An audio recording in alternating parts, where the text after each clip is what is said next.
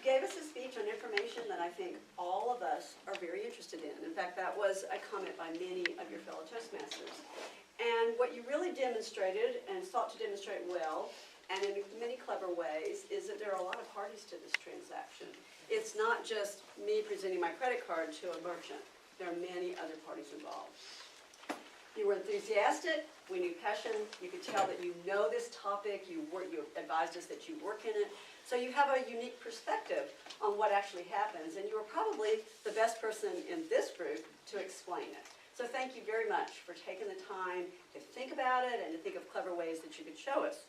One of the beautiful things that you did is you used props. You engaged the audience to begin with, and you used the props to show visibly that there are lots of parties involved. And that got us thinking immediately why it's so complicated and why somebody would ask who gets the money, because that's really what it boiled down to. A couple of thoughts for you to think about the next time you do this is that if you're going to use props, make sure you don't use too many. Because one of the things that occurred to me was, did you really need the PowerPoint? I realized that later I didn't need it. Great. I don't really need you to answer each question. I want you to really find it. But thank you. Because that is an important thing. A PowerPoint can be a great tool. It can also be a distracting tool. And in this case, I think it distracted you more than it did the audience. So think about that. If you're going to use props that are new, unique, and different, and you've never used them before, you might want to think about how do I join the props to my space. For instance, you started out with a picture of all the people. There's lots of people that use the credit cards, and you put it here. So this sort of represented the person that wanted to buy it, and later you brought Wonder Woman over here as well. Then you went to the merchant who has the product that they want to sell, and they need these people to come and be able to pay for it, and then introduce Visa.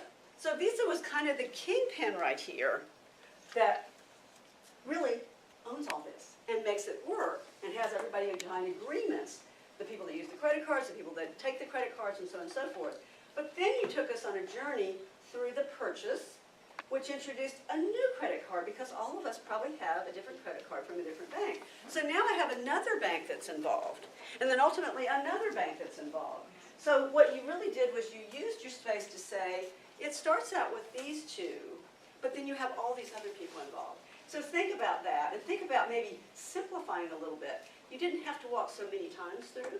You could have just put them out and said, point A wants point B to do something, and points C, D, E, and F, and G all had to participate.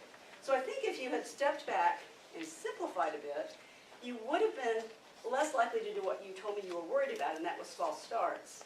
Because I think you got so caught up in all of this that it distracted you from things that you know very, very well. Okay. So keep up the enthusiasm, bring us your knowledge, just think a little more, and I also think practice, practice, practice. If you're going to use the stage, you really need to do that so you make sure it doesn't disrupt you as well. Thank you, Josephine. Great job.